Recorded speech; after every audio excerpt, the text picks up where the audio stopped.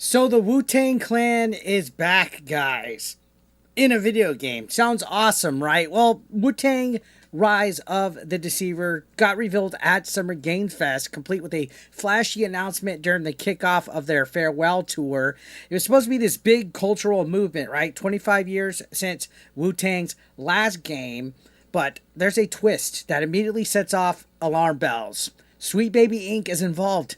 Yeah, them again. Sweet Baby Inc. does exactly what you think it does. So the game's being developed by Brass Line Entertainment, which is a studio that prides itself on creating stories centered around marginalized voices. Fair enough, that's cool, but what didn't make it to the stage presentation or Xbox marketing was the fact that Sweet Baby Inc. has its fingerprints all over this thing.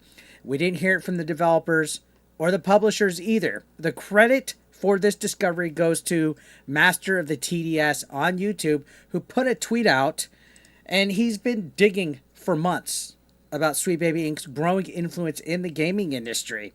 Here's the tweet right here. And this news actually came to me when I was in the middle of New Blackstreet on Friday night.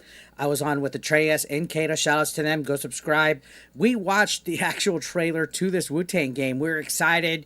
We were saying, yo, this looks awesome. And then we checked Twitter, because people in the live comments were telling us Sweet Baby Inc. detected. Sure enough, this is why we can't have anything good. Master TDS put Sweet Baby Inc. detected. Brass Line Entertainment's long-rumored game has finally been revealed. Wu-Tang Rise of the Deceiver, created with direct involvement from Kim Belair and Cameron Wild. Speak with your wallets, people. Master of the TDS did it again, folks. Constantly bringing Sweet Baby Inc. to light. Constantly exposing them. And yeah, this kind of sucks. He found out that Kim Belair, who is the founder of Sweet Baby Inc., and Cameron Wild, who's one of the narrative designers, were brought in as consultants for the game, and people were pretty upset. You can see there's all sorts of stuff being exposed here. Apparently, it was originally an Xbox exclusive, but it seems that they might have pulled out. According to this tweet, it says the cracks are showing, just as we reported in our most recent SBI video that they will link below.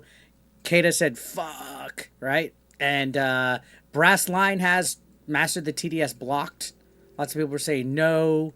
Definitely a lot of people are really upset about this, which is a shame. If you watch the trailer, it looked pretty good, actually. In fact, very good. And if you're not aware of who Cameron is that works at Sweet Baby Inc., this was the individual that literally said they want to burn the games industry to the ground. This unhinged person is one of the people working on this game. And of course, Kim Belair was the one that went on record to say that terrify the people in the marketing department at these game studios until you get what you want.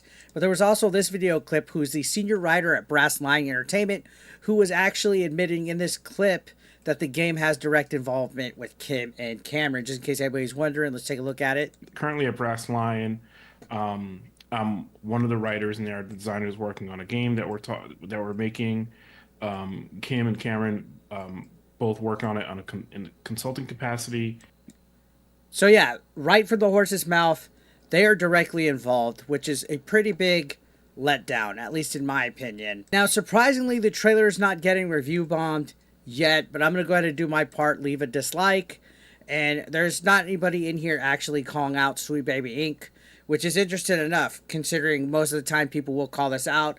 But I don't think it will be long until we see the dislike bombs happening. But the damage will definitely be done with this game. Mark my words. It's not getting dislike voted yet. We still haven't seen much of the gameplay. But I'm sure once people like Kim Belair start to talk about this game and we start to see the political messaging that we know they're going to shove in this game, things aren't going to be good. Now, there was a couple of sit-down interviews and stuff over the weekend with people that are involved with this game. There's still very little that we know about it. Even though they're trying to promote it, that it's for the culture, by the culture, we ultimately know at the end where this road leads to, like I was saying. And again, the trailer didn't show much. There wasn't as much as actual gameplay. It was a very, very quick little snippet In fact, it was very much a teaser. It did have what appeared to be like Into the Spider-Verse type of animation with some of the fighting mechanics and things like that. And it had this colors of like, like the blues and the greens and the reds and the pinks and stuff. So it really looked like Spider-Verse to me. But I don't have hopes for this game now. I really do not have hopes for this game at all now that the bad news of Sweet Baby Inc. was found out. What do you guys think about that? Are you guys feeling the same way? I mean, it's very hard to have high expectations once you find out they're involved with a game that you've been looking forward to. So, exit off the list. I'm not. I have no expectations for this. If it's a Game Pass game, I'll check it out. I'm not paying money for it though. That's what I did with South of Midnight. Now, again, like I said, if you don't know who these people are, Kim Belair once gave a speech encouraging creatives to terrify their marketing teams if they don't buy into force diversity. Not convince, not collaborate, terrify. And Wild, Cameron Wild, they were the ones preaching about how games should subvert game expectations and push more representational content. Translation, the story matters more than gameplay and your fun could wait. And this isn't just some harmless influence, all right? Let's talk results. Sweet Baby Inc. was attached to Suicide Squad, Kill the Justice League, which was an absolute train wreck. They helped with South of Midnight, which dropped to embarrassingly low Steam numbers, and they bled players within weeks. And the trend here is that there's big talk from them. Identity first storytelling, underwhelming execution. Now Sweet Baby Inc.'s got their hands in Wu-Tang Rise of the Deceiver, which is a project that's supposed to be inspired by Wu-Tang's own mythology, and a film co-produced by RZA and Ghostface Killah. And now you have Sweet Baby Inc. involved, so great. Just great, just great.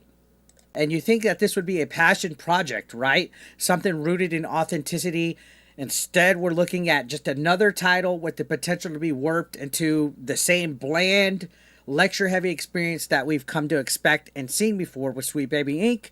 Now, Brassline CEO says this game is by the culture, for the culture, but if we learned anything, it's that when Sweet Baby Inc. shows up, it's often by the checklist for the discourse. Am I right or am I right? So, I don't know. I think there's a lot of red flags here already, and it almost snuck by. It almost freaking snuck by. When we were on New Blackstreet, we were excited for it, and then people had to burst our bubble. That's what we get. That's what we get for saying, oh, there's something that looks pretty cool, or this could be something that we're going to sink our teeth into. And then we find out that Sweet Baby Inc. and Kim Belair especially directly involved with this. So at the end of the day, the question's simple.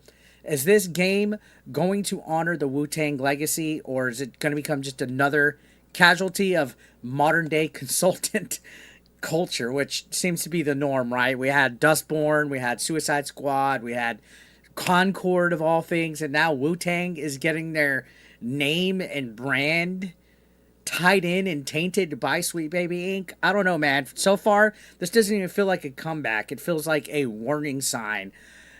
We'll see what happens, guys. Let me know your thoughts in the comment section down below. Subscribe if you haven't already. I'll see you on the next one.